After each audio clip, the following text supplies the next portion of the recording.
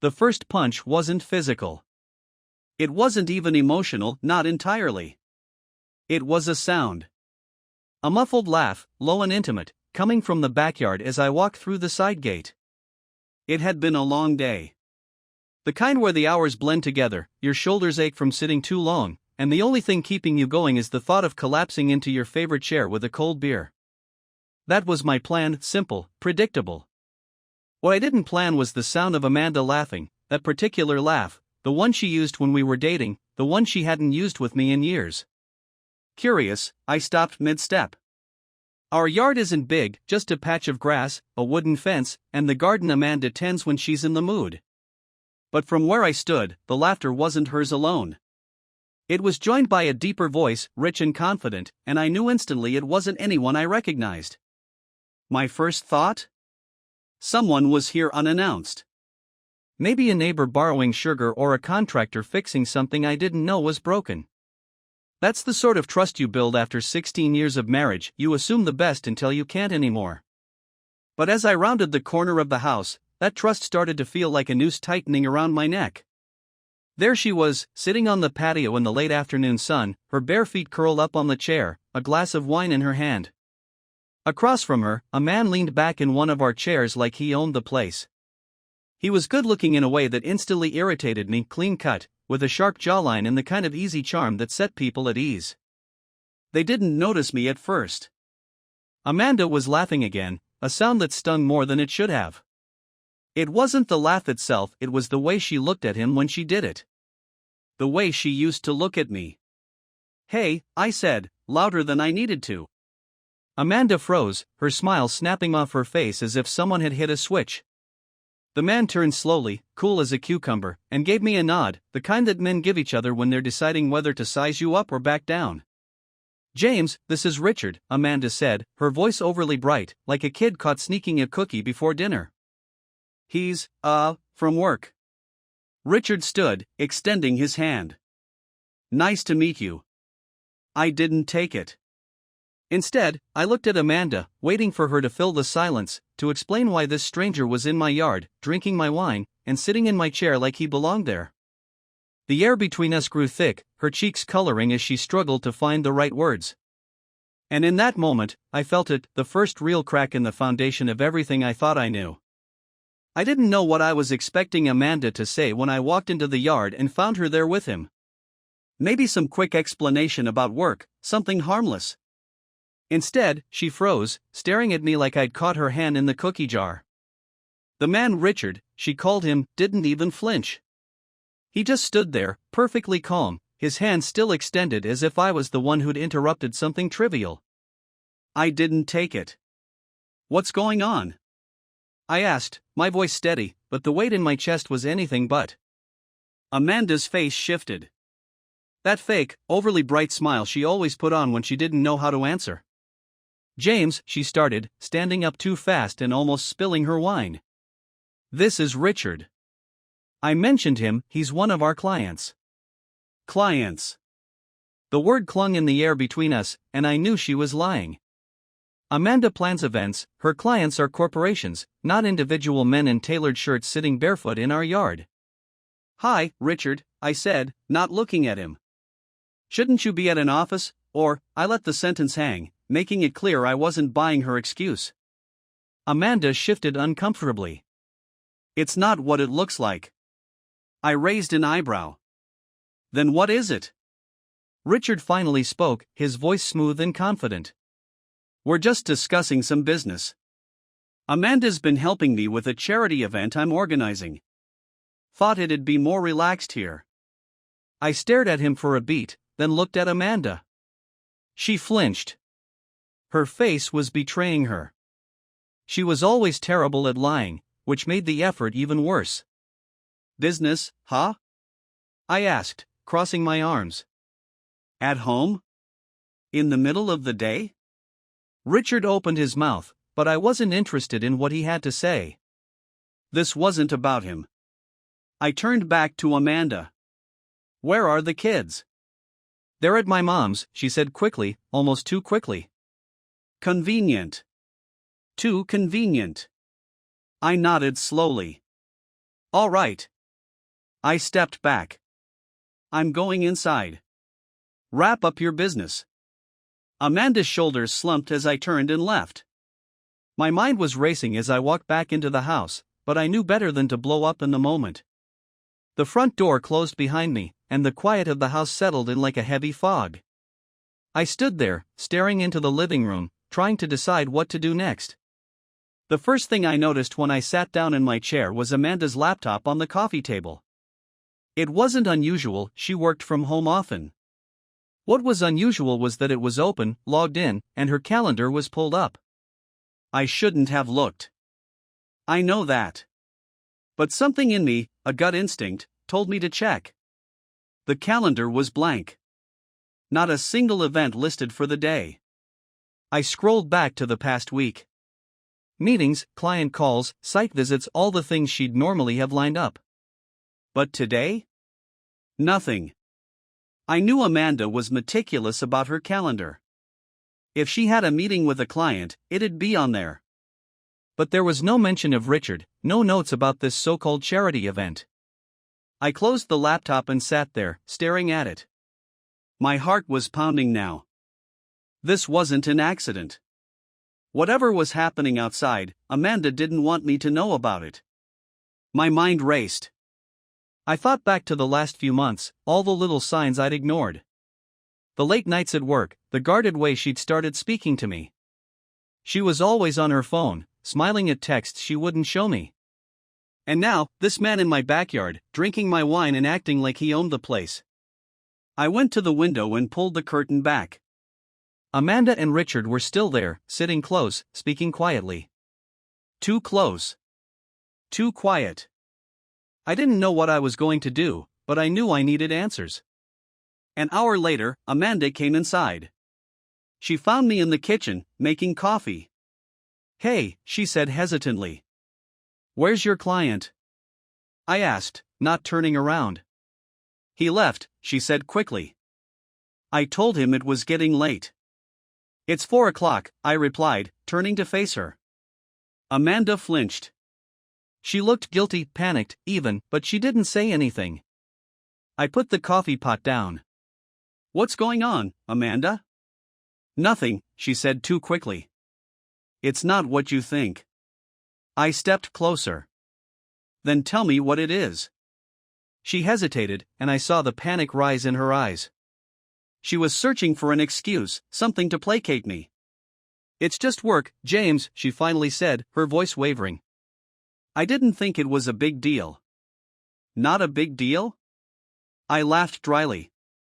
Having some guy I've never met sitting in our backyard, drinking wine with you while the kids are gone, and you're telling me it's not a big deal?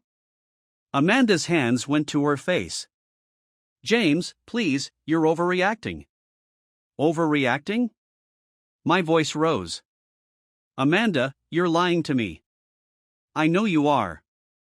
She started crying then, and I couldn't tell if it was guilt or just her way of avoiding the confrontation.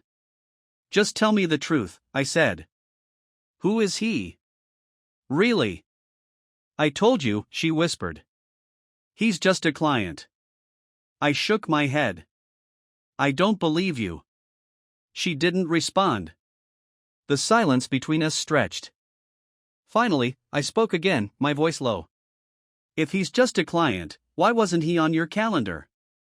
Amanda froze. Her eyes widened slightly, and I knew I'd hit a nerve. She opened her mouth to respond but closed it again, her face crumpling into tears. That was when I knew. Whatever was happening, it wasn't innocent. And it wasn't going to end here. Amanda followed me into the living room, her footsteps hesitant, like she was trying to decide whether to say something or let it lie. She sat on the couch, keeping her distance. Her hands were shaking slightly, resting on her lap. For a long minute, neither of us spoke. The air between us was electric, charged with unspoken words, accusations, and questions. Start talking, I said finally, my tone sharp enough to cut through the silence. James, I already told you, it's not what you think, she said, her voice quivering but defensive. I didn't let her continue. What do I think, Amanda? That you're sitting in our backyard drinking wine with some guy I've never seen before, and that it's just casual? That's not how this works. Her lip trembled, but she didn't respond. I know you're lying to me, I said, my voice steady but cold. I don't know why, but I know. Why would I lie to you? She asked, trying to regain control of the situation. Her tone was almost indignant, but the crack in her voice betrayed her. That's what I want to know, I snapped back. Why would you? Why are you hiding things from me? Why wasn't this meeting on your calendar? She flinched at that, her cheeks flushing red. It wasn't important enough to put on there, she said weakly. Not important? I repeated, my voice rising. Then why was he in our house, Amanda? Why were you drinking wine with him in the middle of the day when the kids are gone? This doesn't look like work. Her composure cracked further. I didn't think it mattered, she shot back, a mix of desperation and defiance in her tone. It matters to me, I said firmly, leaning forward. What is going on between you and this guy? Don't tell me it's nothing, because it's not nothing. Amanda's face went pale. For a moment, I thought she might confess. Her mouth opened, but no words came out. Say it, I demanded. Say what's going on, Amanda. Her eyes darted to the floor. He's just a friend, she said, barely above a whisper. I stood up, my body tense with anger. A friend? You expect me to believe that? Since when do friends show up at your house during the day for wine and private conversations? And why the hell are you acting like you've been caught doing something wrong if it's so innocent? Because you're blowing this out of proportion, she shouted suddenly, standing up to face me. Her tears had turned to frustration. You're acting like I've done something terrible when I haven't. You're lying to me, Amanda. I shot back. You've been lying for months, haven't you? The late nights, the phone you won't let me see, the guarded answers. Do you think I'm blind? She stared at me, stunned into silence. I could see her mind working, trying to figure out how to salvage this. She started, but I cut her off. I don't want to hear excuses, I said. I want the truth. Who is he? How long has this been going on? Her lower lip quivered, and tears welled in her eyes again. James. Don't James me, I interrupted. Just tell me. If it's really nothing, then prove it. She sat down heavily on the couch, her head in her hands. For a moment, I thought she might finally come clean. But when she looked up, her face was set in a stubborn expression. I told you, there's nothing going on, she said quietly but firmly. You're lying, I said flatly. Her head snapped up. I'm not lying, she shouted. Then why can't you explain anything? I shot back. She stood up abruptly, her voice shaking with anger. Because you've already made up your mind. No matter what I say, you're going to think the worst. Maybe because the worst is the truth, I said coldly. She gasped, like I'd struck her, and for a moment, we just stared at each other, the tension between us unbearable. I can't believe you don't trust me, she said finally, her voice trembling. I can't believe you've given me so many reasons not to, I replied. Her shoulders slumped, and she turned away, wrapping her arms around herself like she was trying to shield herself from me. You're wrong, she whispered. Prove it, I said. She didn't respond.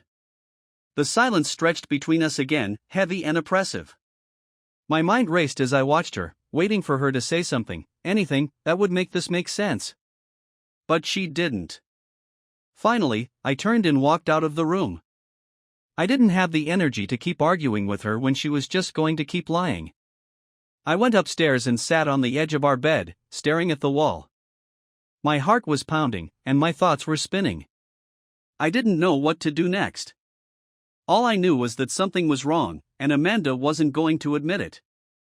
I needed to figure out the truth for myself. That night, I didn't sleep. I lay in bed next to Amanda, listening to her breathing while my mind churned. She'd gone to bed early, claiming she had a headache. Convenient. I stayed downstairs for hours, trying to piece together the best way to get to the truth. When I finally climbed into bed, the distance between us felt like miles. I didn't touch her. I didn't say a word. I couldn't. By morning, I had a plan. The first step was simple: I had to confirm my suspicions. Amanda wasn't going to give me the truth voluntarily, so I decided to take matters into my own hands. The next day, I waited until she left for work before I started digging. Her laptop was the obvious place to begin, and it didn't take long to find her email open. Amanda was smart about her phone, but she must have assumed I wouldn't go snooping on her computer. It took less than 10 minutes to find what I was looking for. An email chain with Richard S. in the subject line. At first glance, it looked professional: details about an event, guest lists, and budgets. But then I scrolled further. Beneath the formal exchanges, there were messages that had nothing to do with work. "Can't stop thinking about last night," one read. "You're incredible." Another, "Let's meet at the usual spot tomorrow. I'll make sure everything's ready." There was no mistaking what this was. It wasn't business. It wasn't friendship. It was an affair. I felt my chest tighten as I scrolled through the messages, each one a gut punch. I had known. Deep down, I had known, but seeing the evidence in black and white made it real in a way I wasn't prepared for. My hands were shaking by the time I closed the laptop. I sat back, staring at the screen. I couldn't confront her yet. Not like this. If I wanted to do this right, I needed more than just emails. I spent the next week gathering evidence. Every night, after Amanda went to bed, I went through her laptop, her calendar, and anything else I could access. I noted every suspicious appointment, every unexplained absence. I checked her phone whenever she left it unattended, looking for messages or calls to Richard. It didn't take long to build a clear picture. They'd been seeing each other for months. The charity event was just a cover for their meetings, and most of Amanda's late nights at work were actually spent with him. I felt like a fool for not seeing it sooner. But I didn't waste time beating myself up.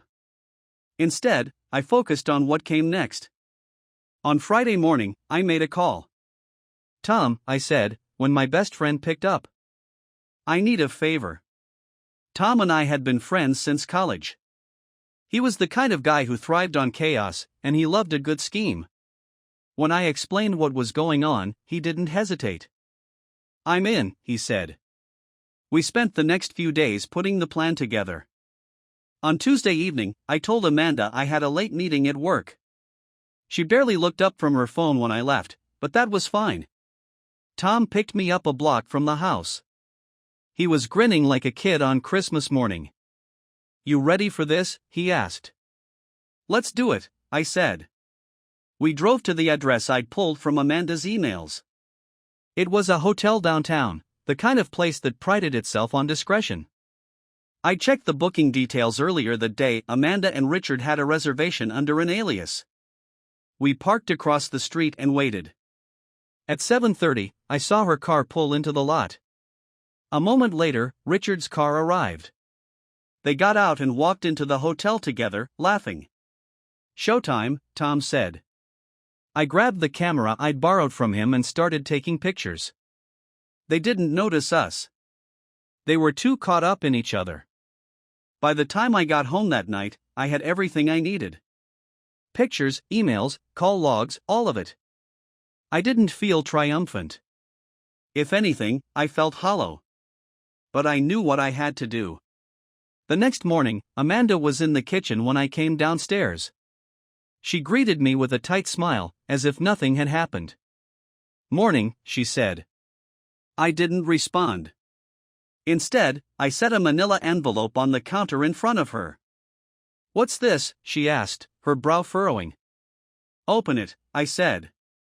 She hesitated, then picked it up. When she saw the pictures inside, her face went white. What is this?" she stammered. "You tell me," I said, my voice cold. She looked at me, her eyes wide with panic. "James, it's not." "Don't," I interrupted. "Don't insult me by lying again." Her mouth opened and closed, but no words came out. "You've been cheating on me," I said. I have the proof. So don't bother denying it. She sank into a chair, the envelope clutched in her hands. I don't want excuses, I said. I don't want apologies. I want you to leave. James, please, she whispered. Can we talk about this? No, I said. We're done. She stared at me, tears streaming down her face. But I didn't feel sorry for her. Not anymore. Get out, I said. That evening, she packed a bag and left. The kids were staying with my parents, so I didn't have to explain anything yet. As I sat alone in the house, the reality of what had happened started to sink in. This wasn't the end. Not yet. But it was the beginning of the end. The days after Amanda left were eerily quiet. For the first time in 16 years, the house didn't feel like a home. I wasn't even sure I wanted it to anymore. I spent the first few nights sleeping on the couch, unable to bring myself to go upstairs. The bed felt like a monument to everything we had built and everything she had destroyed. The kids were still at my parents' place. I couldn't bring myself to tell them what was going on, not yet. Amanda hadn't reached out, and I wasn't in a hurry to hear from her. But I knew it was inevitable. On the third day, she texted. We need to talk. Please. For the kids. I stared at the message for a long time before responding. Tomorrow. 6 p.m. at the house. She replied almost immediately. Thank you. I didn't bother responding again. The next day, I spent the afternoon pacing the living room, trying to sort through what I wanted to say. My emotions were still wrought anger, betrayal, and sadness all swirling together. Part of me wanted to scream at her. Another part wanted to get through the conversation as quickly as possible. When the doorbell rang at 5:59, I was ready. Amanda stepped inside, looking smaller than I remembered. She wasn't wearing makeup, and her eyes were red and puffy. She'd been crying, but I didn't feel sympathy. Hi, she said softly. Sit down, I said, motioning to the couch. I stayed standing, leaning against the armchair across from her. She sat down slowly, clutching her purse like a lifeline. Say what you need to say, I said. She looked up at me, her eyes pleading. James, I'm sorry. I know I hurt you, and I know I've destroyed everything. But I need you to understand. No, I cut her off. You don't get to spin this. I don't want excuses, Amanda. I don't care about your reasons. You had months to tell me if something was wrong, to come to me and say you needed more, or less, or whatever it was you thought you were missing. But instead, you chose to lie. You chose to cheat. That's the only thing that matters now. She flinched, but I didn't stop. I gave you everything, I said, my voice steady. I gave you my trust, my loyalty, my love. And you threw it all away. For what? For him? For a fling? It wasn't like that, she whispered. Then what was it like? I snapped. She hesitated, tears spilling down her cheeks. I don't know. I didn't mean for it to happen. It got out of control. I laughed bitterly. Out of control? You don't accidentally have an affair, Amanda. This wasn't some mistake. It was a series of choices. You chose to betray me, over and over again. And now you want to sit here and act like you're the victim? I'm not trying to act like the victim, she said, her voice trembling. I just want to explain. You don't owe me explanations, I interrupted. You owe me the truth. And I already know it. She buried her face in her hands, sobbing. I let the silence hang between us for a moment before speaking again. I'm filing for divorce. Her head snapped up, her face pale. James, please. Don't do this. Think about the kids. I am thinking about the kids, I said coldly. I'm thinking about how they deserve better than this. Better than parents who stay together out of obligation. Better than a marriage built on lies. They'll be devastated, she whispered. They'll be devastated either way, I said. But at least this way, I'll know I did what was best for them. For all of us. She shook her head, tears streaming down her face. I don't want to lose you. You already lost me, I said. The moment you chose him, you lost me. She looked at me, her eyes wide with desperation. I'll do anything to fix this, she said. I'll quit my job, I'll go to therapy, I'll. No, I said firmly. It's too late for that. You don't get to fix this. You don't get to decide how this ends. She stared at me, her chest heaving with silent sobs. You need to leave, I said after a long pause. I'll handle the divorce paperwork. We'll figure out custody arrangements for the kids. But this? This is over. She didn't move. Go, I said, my voice hard. Finally, she stood up, clutching her purse. She hesitated, as if she wanted to say something else, but I didn't give her the chance. I turned and walked away, leaving her standing in the living room. I heard the front door close behind her, and then I was alone. That night, I called my parents and told them I needed the kids to stay with them for a few more days. I didn't give them details, just enough to know it was serious. Then I sat down at the dining room table with a bottle of whiskey and started drafting a letter to Amanda's lawyer. I didn't cry. I didn't break down. I just focused on what needed to be done. The week after Amanda left, the house felt like a museum, silent, still, and full of relics I didn't know whether to preserve or destroy. Her toothbrush was still in the bathroom. Her clothes were still in the closet. Our wedding photo still hung on the wall in the living room, a frozen moment from a life that no longer existed. I wasn't in a rush to clear her out. I needed time to process, time to decide what came next. The kids came home that weekend. I dreaded the conversation more than anything else.